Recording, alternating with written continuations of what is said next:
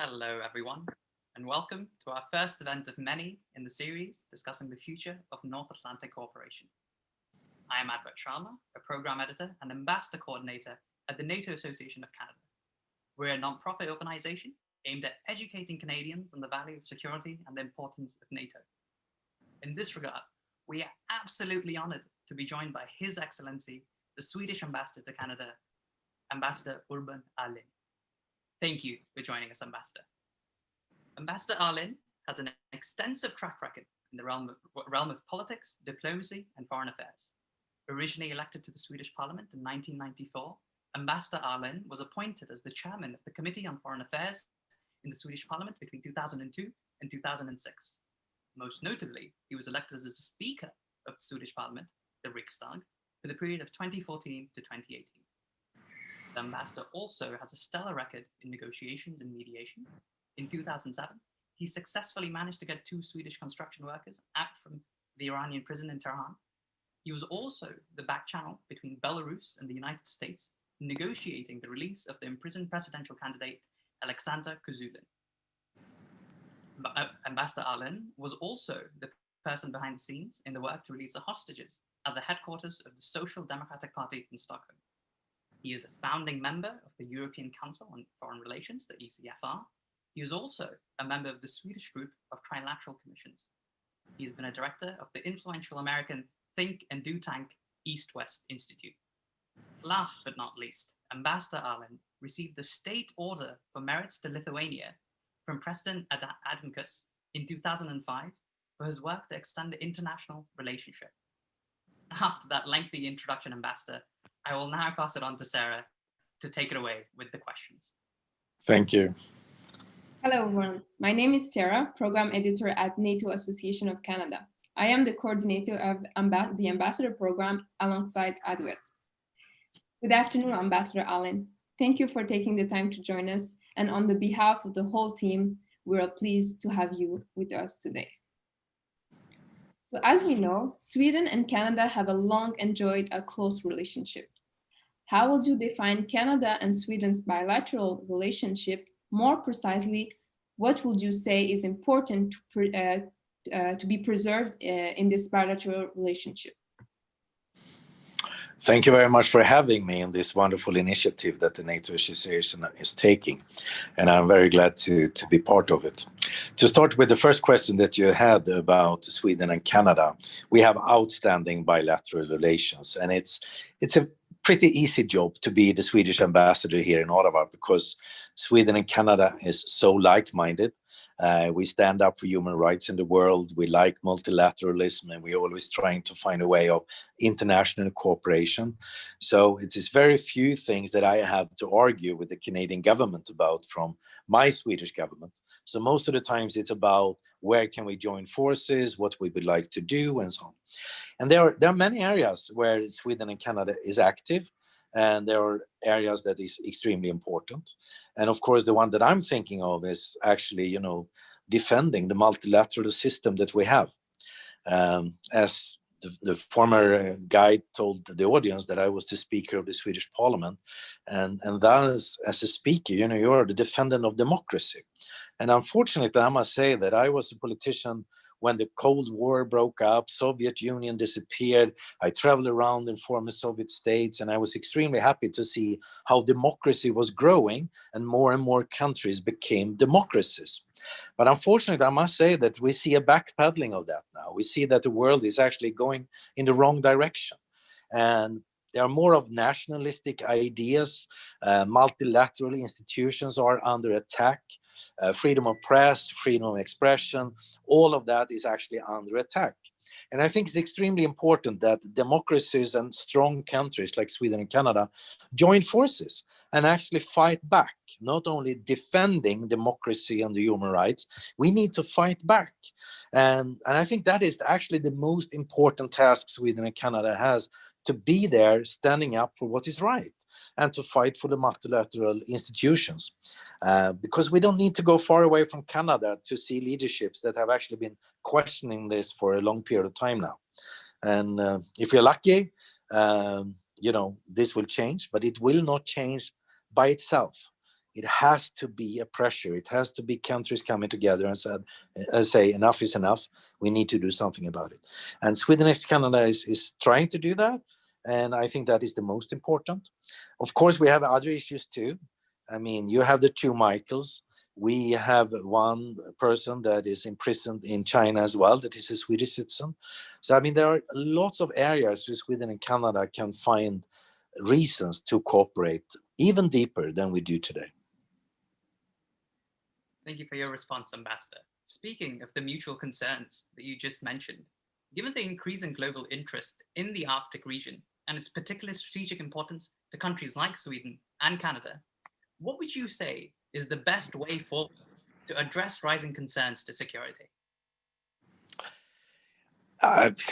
When it comes to the Arctic, I think the most important thing is actually that we continue to have a good cooperation between the Arctic countries.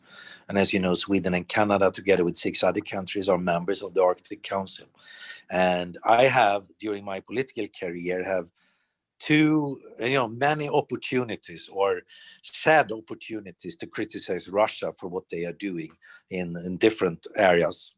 I have also had the opportunity, the sad opportunity, it's not really that I'm happy about it, but unfortunately, we have had lots of reasons to also criticize China. But Russia is a member of the Arctic Council, and I'm happy to say that when it comes to the Arctic issues, actually, we have a good cooperation between the 8 countries around the Arctic. And I think that is the most important thing, that we keep that moving, that we actually can talk to each other, that we can engage with each other and find common solutions to the situation that we have here. There's no question that where there are values, and we see that with, Northwest Passage, or we will even have maybe cruise ships in the future going up in the Arctic. It will be shorter trade routes, and there will be rare earth minerals and so on. So there will be a lot of interest and values. And unfortunately, where there are interest and values, there can also be potential conflicts. But I think that the best way of handling that is actually that we try to continue to have a good cooperation that we have had so far. So I'm really saying that the most important thing from a Swedish perspective, and I think also from a Canadian perspective, is that we keep on doing what we are doing, trying to build trust and confidence among the partners in the Arctic, and actually trying to find common solutions to the problem we see. Thank you, Ambassador. So we're going to now shift gears. So during the pandemic, Sweden has especially stood out for its management of COVID-19. Could you tell us a little bit more about Sweden's strategy and what we can learn from it? I think it is, I don't think we should say that anyone can learn from other countries' strategies, to be honest with you. I think every country needs to deal with the pandemic in a way that fits the country itself. It has been a lot in the media recently in Canada as well about the COVID situation in Sweden. And we are having pretty much the same problem as in Canada. Too many people are affected in the elderly care homes. Lots of people of age are dying from this COVID disease. So we haven't been successful in protecting our elderly population. And I think there are some mistakes that we have made in Sweden when it comes to that. There are many reasons. One is that the elderly care centers are it's a great care in Sweden. I mean, the elderly care is extremely good in Sweden if you compare to many other countries. But the people who works in many places. They work around, they work at one place and the next day in another and so on. And I think that has, made it possible for the COVID to spread easier than it should have. I don't think we were good enough in putting up personal protective equipment quickly for the workers at the elderly care centers and so on, and didn't really understand what was going on from the beginning. I think we pay a price for that now. We are in the second wave, and we hoped, since we were very much affected in the first wave, we were hoping that we might not be so effective in the second wave.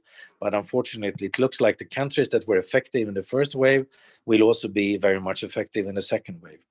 So what we have tried to do, and which I think was good, is that we tried to keep our schools open.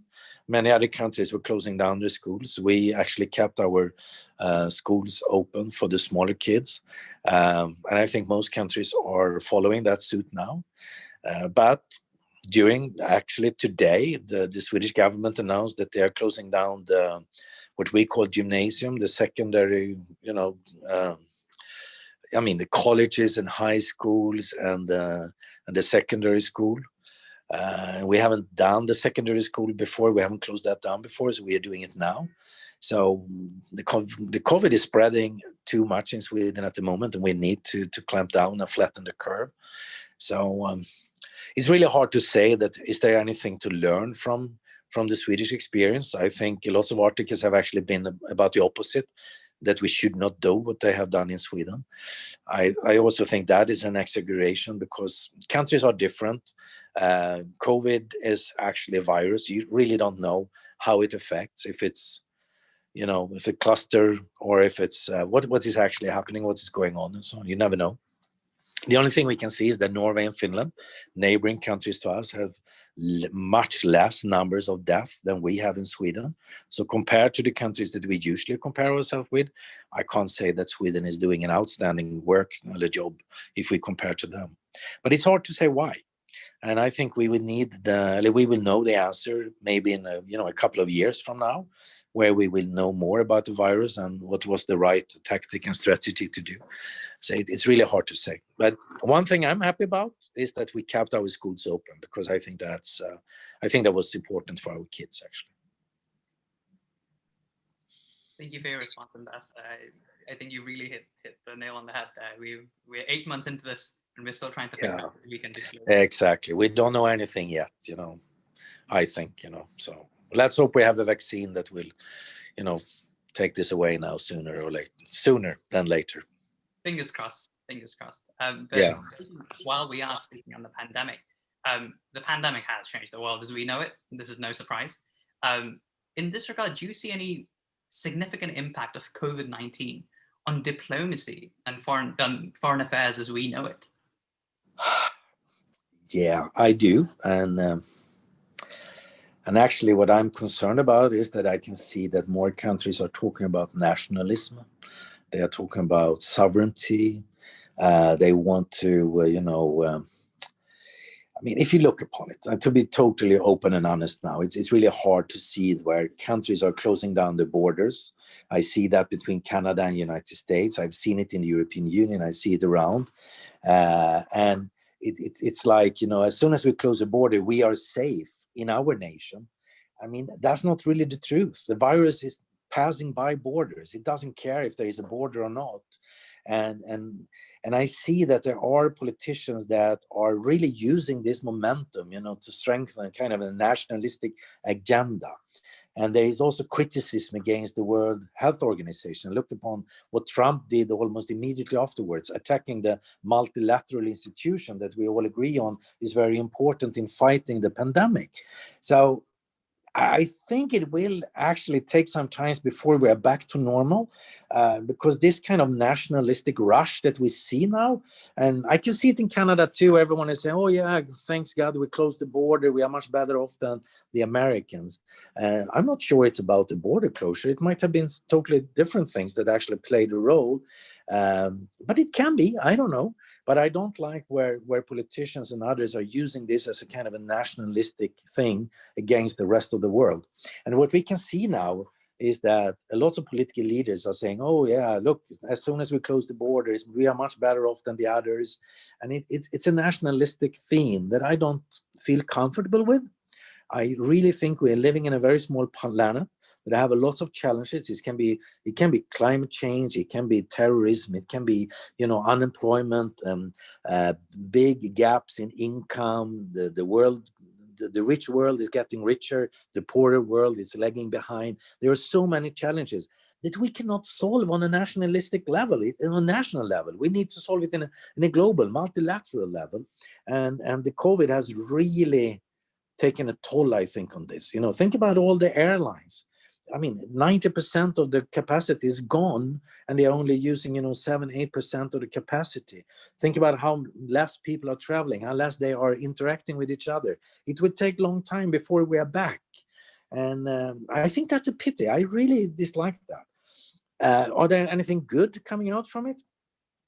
I don't know yet, but I really hope that the COVID is a virus. It's a disease that will, really. I see here there was a call coming into me, so I had to take off the call. I mean, if one country is successful in vaccinating its population, and maybe you will have an immune system for 6 months or 2 years or whatever, it's not enough.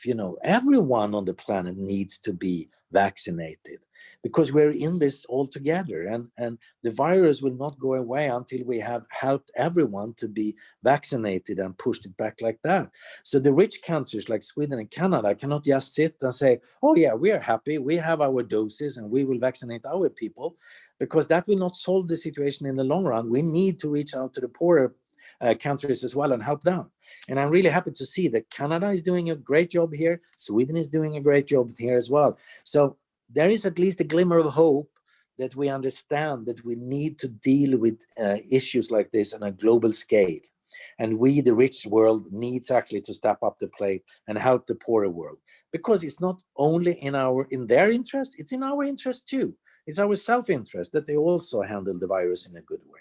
So that's the small glimmer of hope I see, that it's so obvious that we need to cooperate to fight it, and that might be good for the future in creating trust among the nations of the world. But I must say, I'm a little bit pessimistic and negative. I really think that kind of nationalistic agenda that has been all over in 2020, it will take a long time before it goes away, unfortunately.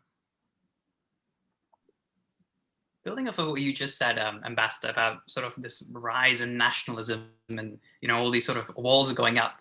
Alliances like NATO strive to ensure the peace that we've seen, right? And quite a bit of what we are saying is hinting towards perhaps we as an organization need to do more. In that regard, what would you recommend would be the way forward for organizations like NATO in a time where nationalistic sentiments are rising? Perhaps where we can go forward and remind people of the horrors of the past. Here's a little part of what I wanted to start with, actually, this conversation about NATO, because I had a friend, Ron Asmus, who was the Deputy Assistant Secretary in the United States. And I don't know if you have read his book, Opening NATO Doors. He was the one fighting to opening NATO for the Central and Eastern European countries. And at that time, there was lots of criticism against the ideas of opening NATO doors for these countries. So I remember speaking to politicians, and as I'm a diplomat nowadays, I'm not going to tell you which country they came from, but I could hear lots of European politicians saying, that, Estonia is undefendable and Lithuania is undefendable and it will only provoke the Russians and this is not the right way of doing it, and so on. And I actually belonged to a small group together with Ron Asmus, where we were trying to change this narrative. So the narrative should be more in that it's actually in Russia's own interest that NATO expands, because then Russia knows what is going on in its neighborhood, and NATO is not an enemy to Russia. So it's easy for the Russians to trust that we have a secure institution. And Ron always told me, that it's important to build institutions that lasts. In this world, things are changing so quickly and so rapidly. So the only way really to create robust things is not a declaration or a meeting. It is actually to create institutions. And NATO has been, and Sweden is not a member of NATO, but still we do recognize NATO as a pillar of security for Europe and the world. And we are very eager to participate together with NATO in operations and military operation, as long as there is a UN mandate supporting the operation. But we really understand the necessity of NATO being there as a pillar. And the most important thing is that this institution that works. And it's really, meet the challenges of today. And that can be in many aspects. I mean, during the Cold War, it was pretty easy to see that you had the Warsaw Pact and you had NATO, and there was a lot of wars by proxies all around the world. and you could see what NATO's role was then. And then, when the Warsaw Pact disappeared and Soviet Union broke down, I mean, NATO had serious discussion about what should we continue, or is the purpose gone? Should we just give up and go home? And I remember, since you are a NATO association and I was a member of the NATO's Parliamentary Assembly, I remember we had a NATO Parliamentary Assembly in Orlando in Florida. And I was sitting on a bus next to Nick Burns, who was then the ambassador of the United States to NATO. And we spoke about it. And he said, you can't imagine, Norman, how close we were to say that, okay, we give it up and close the shop, because we couldn't agree on really where are the challenges ahead. But as you know, the war broke up in Yugoslavia. A terrible genocide was going on. And it turned out that the UN peacekeeping operations were not strong enough. You needed a stronger kind of mandate and stronger force. And that's where actually NATO came in and said, yeah, maybe we can do a little bit of this, and we can, do things together with other partner countries. And that is the story here, where actually NATO transformed itself, invited countries like Sweden into a partnership for peace and for NATO response force and so on. And we are happy to be part of that, because we think it's important that there is a reliable military force that can be used to promote peace, or actually force peace when there is a conflict in the world. And I think NATO has done a good job so far. It has been a lot of debate about this in Sweden. I mean, there are people that do not like that we were active in Yugoslavia during a NATO flag, or in Afghanistan and so on. But still, a big majority in the Swedish parliament is supporting this idea that we should be in partnership with NATO and doing this. Are there new areas? Absolutely. I mean, the only thing we know about next conflict is that there hasn't been in the history a conflict like that. Things changes, and we are talking about a hybrid warfare or cyber warfare, and now on maybe biological warfare and so on. The only thing we can be sure about is that the next big conflict will be different. So I think the most important thing for NATO and others is that you need to be adapting to the challenges and to the changes. You need to be open and for change and moves. And I think that is what we have learned, both from the European Union and NATO, that we really need to look upon the reality as it is and try to adapt accordingly. Thank you, Ambassador. Speaking of NATO, and I know you touched upon it just a little bit, but could you tell us more about your role as the Deputy Chair for the Swedish delegation to the NATO Parliamentary Assembly?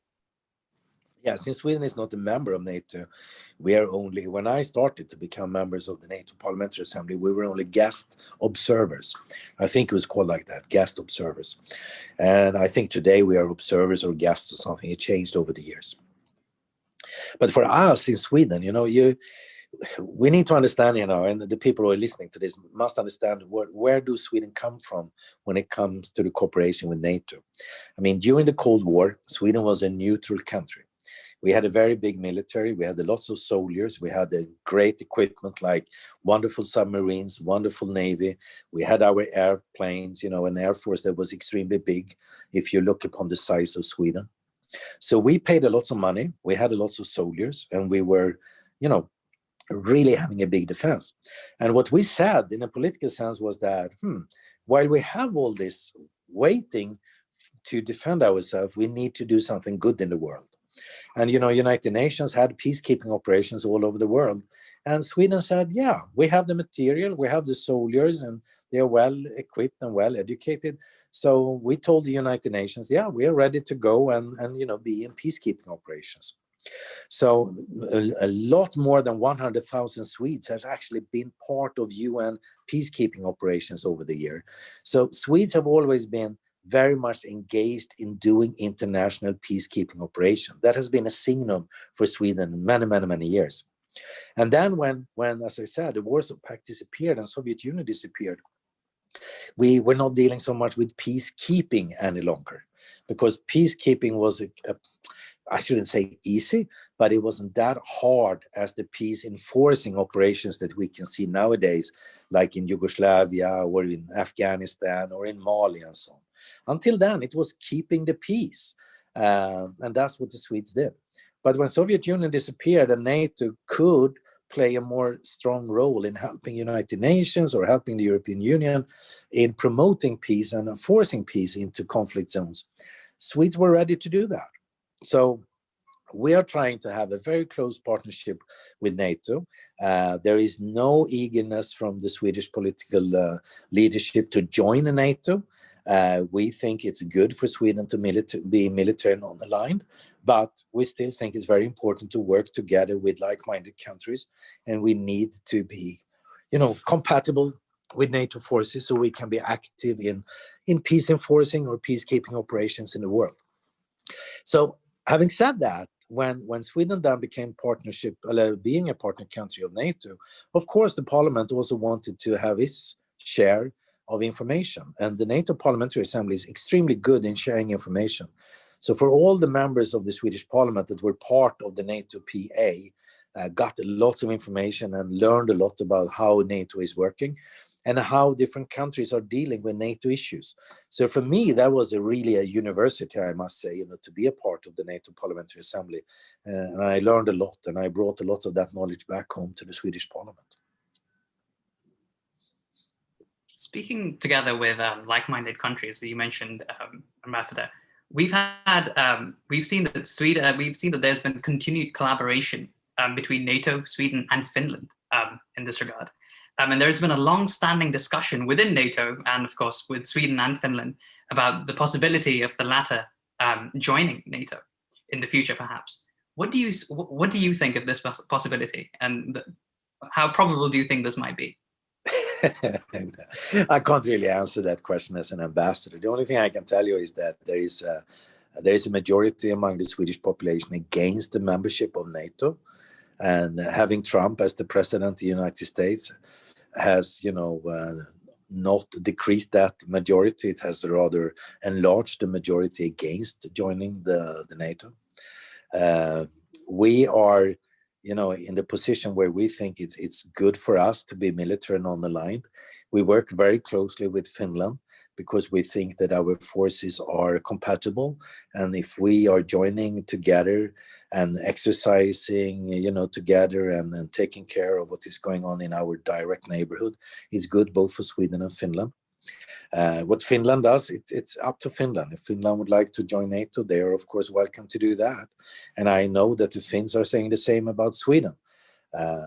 But I do think, honestly, this is my personal reflection, if something would happen that Sweden join NATO or Finland join NATO, I really hope that Sweden and Finland will do it together.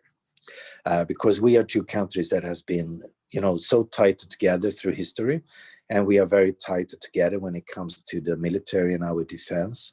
And I think it would be really a mistake if not the political leadership of both countries could go together if they're going to choose to join NATO. Having said that, though, the debate about joining NATO was bigger some years ago in Sweden and Finland than it is today. So I don't really see any movements in the opinions or among the political parties that are pointing in a direction that we would look for a membership of NATO very soon. No, I don't think so. Thank you, Ambassador. So just before we start taking questions from our audience, we talked about you have had a quite exciting career, Ambassador.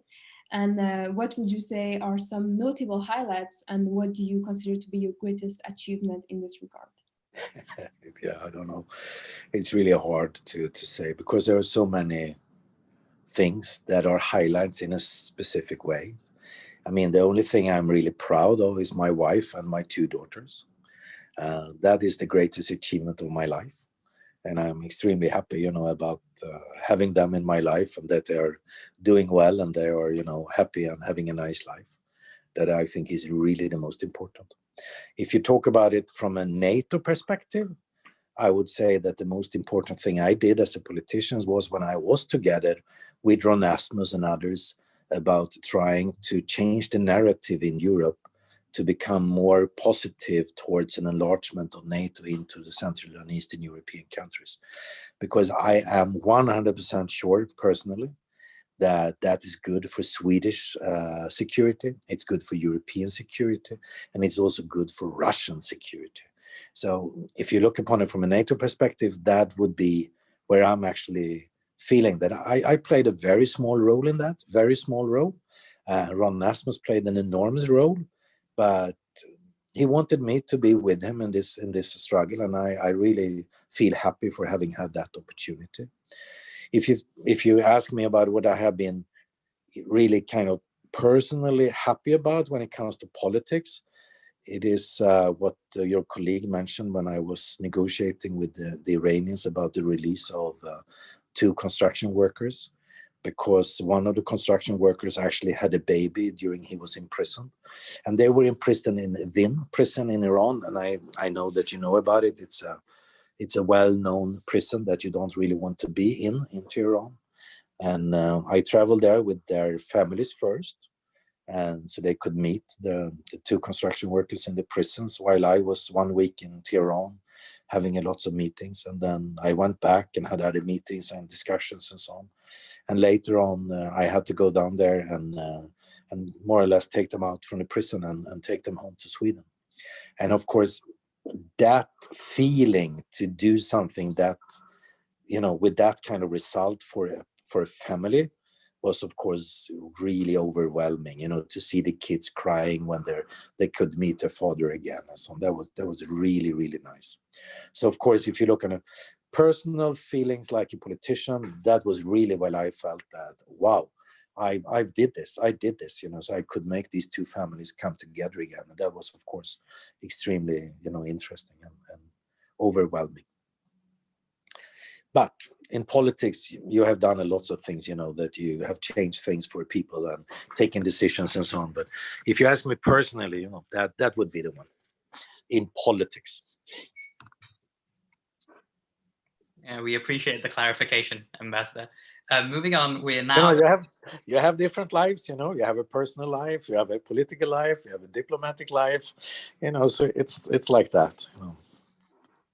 Of course, most certainly. Right Yeah. on schedule, we will now be opening the floor to audience questions. And I have one right here, and it's pertaining to what you mentioned earlier about not only the interests of Sweden and Canada, but also of Russia. So Sweden and Canada are both members of the Arctic Council. What would you say is Sweden's position in the Arctic vis-a-vis Russia's military aggression in the region? I mean, military aggression, I would like to quote my Norwegian colleagues.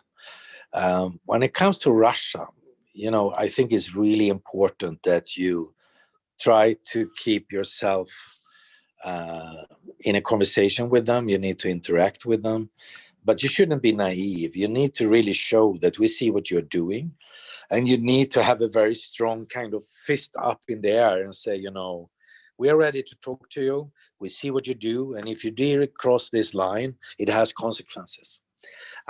Because what I have learned all over the years when dealing with Russians is that if you show weakness, they use the weakness. If you show that you see what they are doing and you show that you're tough back, they you know, look upon you and say, okay, he was a tough guy, we do something else. But as long as you show weakness, they will use your weakness. So I think it's important that the work we have is not only in the Arctic Council. It's about what is going on in Russia's neighborhood, you know, in Georgia or in other conflict zones around Russia. That is extremely important that the European Union and others stand up against the Russians and say, you know, no, we are not accepting this. This will have consequences. Because as long as it's no consequences and you show weakness, the Russians will only push ahead. And they will push you more and more and more. So that's the lessons I have. And I think it's the same in the Arctic Council or in the Arctic or wherever in the world.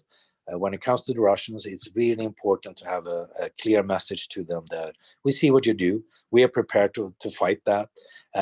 We don't want you to cross this line. If you do that, it will have consequences.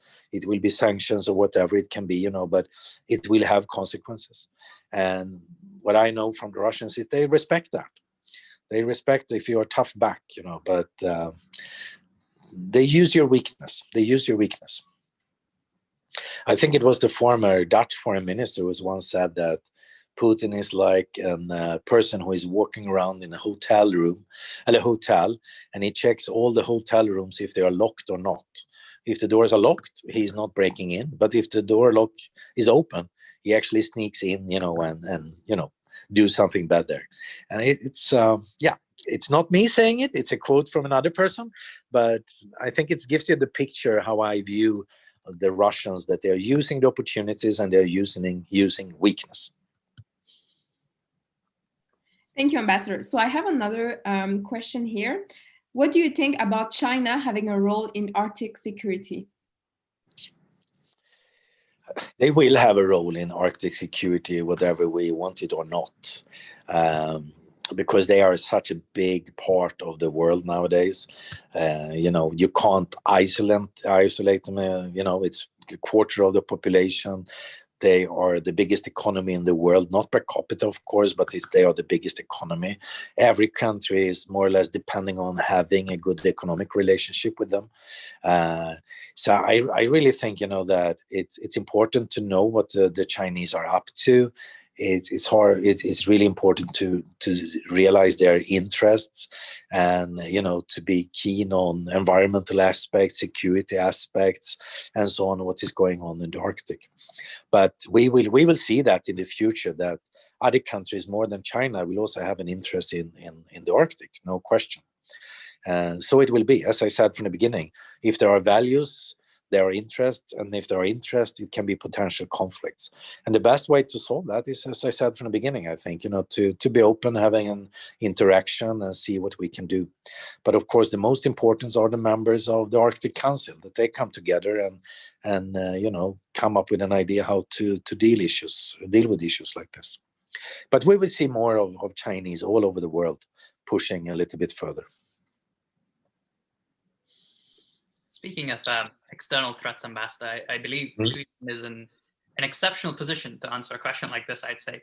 Considering the fact that Sweden is not a part of NATO, do you think Europe should rely more on European institutions or on NATO for its defense in the long run? Yeah, that's a question you should ask the politicians back home in Sweden.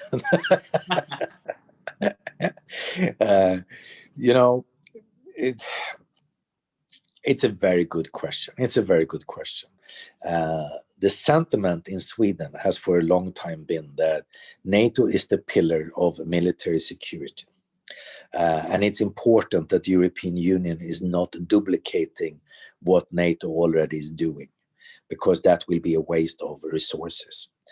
We know that there are countries in the European Union who would like more to have a sovereign EU capacity, so they don't need to ask for NATO or ask more specific from US support. And of course, with Trump as the president, I would say that debate has also started in Sweden, saying that we cannot always trust the Americans to do the right thing. And I think that is a lesson that the European Union needs to think about, and to create a kind of a capacity where the Europeans can act alone if the Americans if they choose not to act. But does that mean that I want to duplicate, that I want to take away NATO, or support the EU to be a substitute to NATO?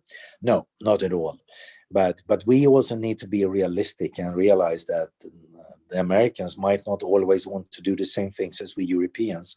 And if the Americans have all the resources, we might be better off if we have some resources too, so we can answer the calls if we want to answer the calls. So I think that is a pretty balanced answer to your question. And I think the history of the future will tell, in what direction it goes. If the Americans are continuing in a kind of a more nationalistic way and saying, we don't care what is going on in the rest of the world, we think America first, then I think it will speed up the process in the European Union. If we have another president like Joe Biden, that we all know is very, very multilateral, is very eager to have a good relationship with its allies, then I guess, the debate will slow down, and we will feel that it's important instead to work with the Americans to show that we are eager to have them on board. So I think we will see, in a couple of maybe 6, 8, 10, 11, 12 months, we will see, you know, how that works out with the new president of the United States. Thank you, Ambassador. So I have another question here. What do you think about, what do you think can be done to combat nationalism? And which government can have an impact on encouraging greater multilateralism? It's a very good question. And it's not the ambassador who is answering this question now, okay? It's Urban Aldin. It's my personal reflection on this. And I really think that we are living in a world now where the wealth is created, people are getting richer and richer, but the richest people become extremely much richer, and lots of people are feeling that they are lagging behind. They might, you know, increase their wealth, they might, you know, have better salaries and so on, but compared to the richest 1%, they still feel that they are lagging behind. And we can also see that, you know, in certain parts in Sweden, but also in Canada, in United States and so on, you have certain regions where people feel that they are affected very negatively by the globalization. Works are moving out, people are moving from there into the bigger cities. And as I said, you know, they feel that they are lagging behind. And for me, I was a social democrat, and I'm still a social democrat, to be honest with you. You know, for me, I'm really a pro-market economy guy, but I really think that the politicians should make it, you know, put the frames and the rules to the market economy so they adhere to the rules and not destroying the environment and so on. But it is also a political task to ripe the fruits from the market economy.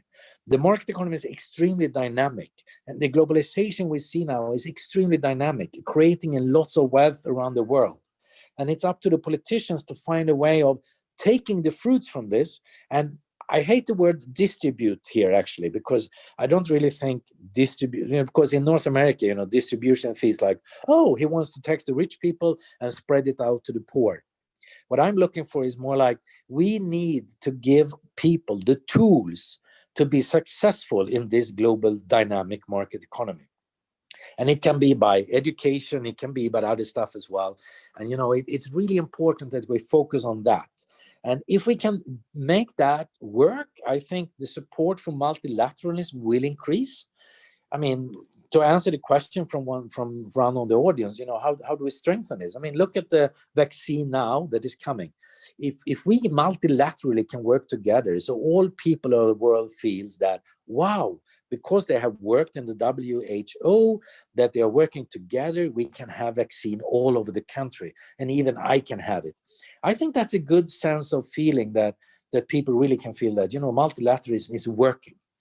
And I think that is the biggest criticism against globalism, is that the market economy is so dynamic and I'm losing out. I'm not on the train. The train is leaving the station and I'm left behind. And I really think it's important that politicians of all colors, from left to right, really come up with ideas. How do we make the market economy work for more?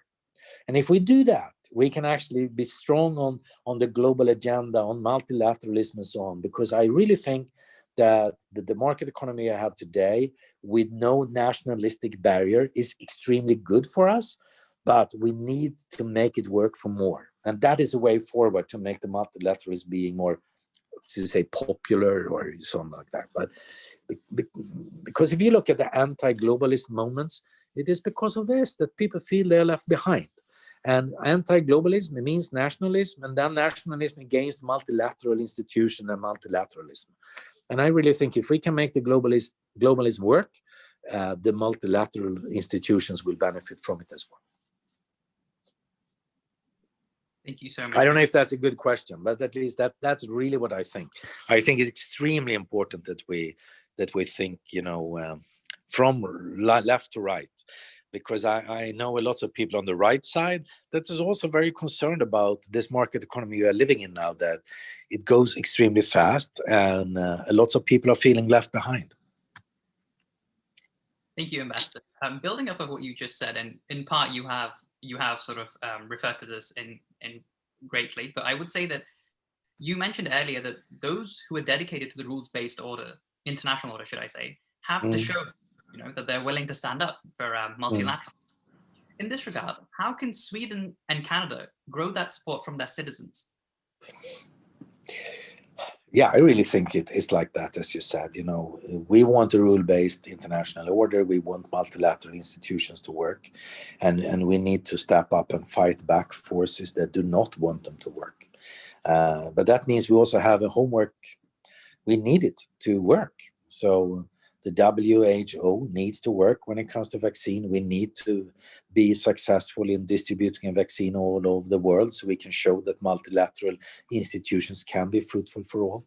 And Sweden and Canada has an important role to play here because we are among the richest countries in the world. Our population is actually pretty well off compared to many others. And if we show that we are responsible and we are generous and we are trying to reach out, we understand that we're not the only one on this planet, I think we can gain support actually for a multilateral agenda. And I really think that the first important thing is now, and I saw that Trudeau said that after the first conversation he had with the president-elect Biden, that he was happy that he had a president that is interested in multilateral issues. But if I remember correctly, Trudeau also said that we shouldn't be naive and think that everything will go back to normal, just like that, And I really think we need now from Europe and Canada, we need to reach out to Biden because he will have a very tough time in the Congress and other places. We really need to reach out and say, okay, how can we bring the United States back to the arena? What are the most important things? What do the American people care about? What can we do that is successful, that people really feel that multilateral institutions are working for them? And vaccine and COVID might be one of the things here. It can be others as well. It can be fight against terrorism that we need to be better in working together. It can be climate change that I know Joe Biden is very much interested in. How can we do this in a way where all the different countries are working together and is not trying to just pass the buck around and let someone else have the bad cards to play? How can we be responsible with each other and find a way forward? So there is a lot on the plate at the moment. It will be for decades ahead, but we need to do it. I mean, if Sweden and Canada, that's what I'm telling my Canadian friends all the time, if Sweden and Canada is not doing it, who will then do it?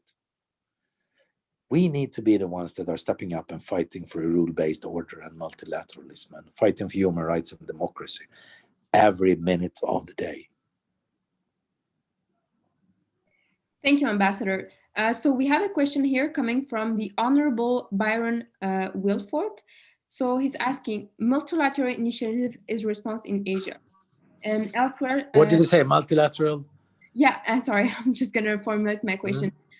Multilateral initiatives are response in Asia elsewhere to Trump's destructive fragmentation of the global system. Do you see this trend as a temporary or significant shift in global world order post-Trump? Is clear? I don't know if I really understand the question, but I mean, Trump has definitely fragmented the world, and more countries around the world has also is riding the nationalistic tiger, as I say. But we also have positive signs. I mean, in Asia, with trade agreements between many countries, for instance, and so on. But as I said earlier, and I think that is the answer to the person who asked this question, that I'm a little bit pessimistic. It would take longer time than we believe to come back to a multilateral agenda and to find solutions to this. We have had for a long period of time now lots of politicians around the world that is using a nationalistic rhetoric. And unfortunately, it's not only Trump. We can see it in every continent where we have political leaders using this nationalistic rhetoric. And that doesn't go away easily. It will stick for a long time, I'm afraid. Thank you, Ambassador. Sort of switching gears yet again, you mentioned earlier about when talking about notable moments in your career, you talked about the situation in Iran. In that regard, on the subject of hostage diplomacy, what are some general considerations that are taken into account when trying to negotiate the release of a national abroad? If you could give us some insight. No, I can't really give you an insight because there are so many different factors that play a role. And I think I know what kind of factors play the role in Iran. But, you know, a good negotiator, a mediator is never telling you what was going on and what happened and which people were involved and how it was done. So I can't do that because, you know, that's the only thing that you have, both when it comes to the Belarus issue with Gazulin or when it comes to my construction workers from Sweden. It's based on that the one you are talking to is trusting you, that you are honest and you are not telling everyone else about all the conversations you had. When it comes to Iran, I can easily say that I had, when I went there with the two wives and their kids to these two guys that were imprisoned in Evin, the Iranians organized a week of meetings for me, which was extremely, you know, helpful and insightful. And I learned a lot about Iran. I learned a lot about how Iran view the world and, you know, what they think is important and so on. And I had wonderful discussions with high-profile Iranians about what's going on in Afghanistan, what is going on in Russia, and so on. So it was a fascinating trip for me personally. You know, I learned a lot from that week in Iran. But I also had other meetings with people in Iran that are, you know, heads and the leaders of different agencies and so on. And not all of them were very pleasant in a kind of a debate. But as I said, you know, it's you need to be trustworthy as a mediator or a negotiator, that they know that when this is over, Urban will not run away and tell everyone what is going on here. But the only hint I can have is that talk to as many people as you can. You know, talk to as many people as you can. Be honest. Don't have any hidden agendas. Be totally open with what you think and what you believe and how you will react and so on. So to try to make people trust you because you are trustworthy, not just making them believe it. You know, you need to be trustworthy as well. And I think that's the reason. And you know, that's the reason why they came to me and said, hey, we want you to take part in this, you know, and there have been other things that you cannot find on Wikipedia where I have been involved too. But it's more like, if they see that you're trustworthy, he will not talk about it later on and so on. That's good. So I don't think there is any trick, you know, there is no, all situations are so different. And there are so many different players in different things. I don't think you can say more than try to create trust and confidence. Be trustworthy yourself. And when it's over, don't talk so much about it. Be happy with the result, and that's it. Thank you for these wise words. I'm gonna, before moving to the conclusion, I'm just gonna ask one last question. Considering that the UK is leaving the EU, how will Brexit affect Sweden? Yeah, we are very sorry that the UK will actually leave. Is leaving the European Union, and in many aspects. First of all, UK is a European country, and we need UK in the European Union. European Union is weaker without UK. UK is weaker without the European Union. So I really miss the UK to be at the European Union's meetings. For Sweden especially, because if you look upon the voting records in the European Union, you can easily see that Sweden and UK is the two countries that is voting more similar than all the other countries. So Sweden and UK is extremely like-minded when it comes to issues in the European Union, when it comes to the internal trade, internal market, and so on. So we will miss them. And we are also outside of the Eurozone. And UK is also outside of the Eurozone. And UK is a big economy. And as long as they were in the European Union, but also outside of the Eurozone, we were a big economic group that was not members of the euro. But when UK now is leaving, the group of EU countries that are not euro countries is smaller. So in that sense, Sweden will also be much weaker. And UK is one of our 5 biggest trading partners. You know, the trading partners we have is, if I remember correctly now, is Norway, the highest, together with Germany. They always compete about the biggest trading partner.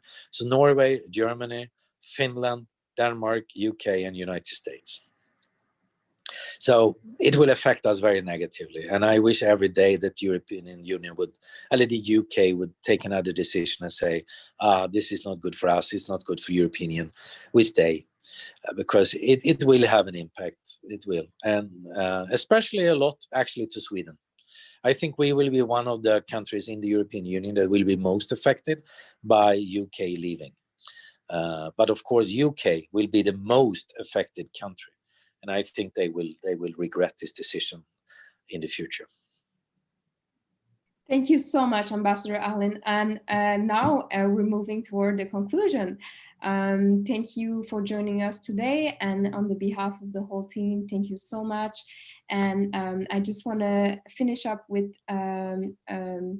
more about the NATO Association of Canada. So the NATO Association of Canada encourages transatlantic partnership and responsibility sharing, especially in the face of increasing challenges such as digitalization, climate change, and rising powers in the East. All allies and members play a key role in preserving security and democracy in the world. With that, I will pass it off to Robert, President of the NATO Association of Canada. Thank you so much again. Robert, you have the floor. Thank you, Sarah. I'd just like to echo Sarah's comments and to thank both Sarah and Adwet for putting together this great event. And Ambassador Allen, so much of what you said resonated with me. Our job here at the NATO Association is to try to transmit some of that zeal you were talking about to everyday citizens about the value of NATO, our alliance, and of course our partners, which are so important, like Sweden. And the best part of it is these discussions, these honest discussions about how we can go forward together. It does remind me of that everyday heroism that all of our citizens have, that ability to talk and to convince each other of the importance of not only NATO, but the entire rules-based order, and to reflect on that in everything we do. It really is incumbent upon all of us, and that has come very clearly through your comments, Ambassador. Thank you so much for joining us. I really do wish that we were in person, because we would give you a NATO Association tie, which is very much coveted, and it's really a pleasure to talk with you. I would like to encourage all of those who are listening to follow us at both Facebook, LinkedIn, Twitter, Instagram, and also to subscribe to the NATO Association NATO Canada channel on YouTube. Thank you to everyone for tuning in. And Ambassador, again, we hope to speak with you soon. Thank you very much for having me. All the best now. Bye-bye. Right.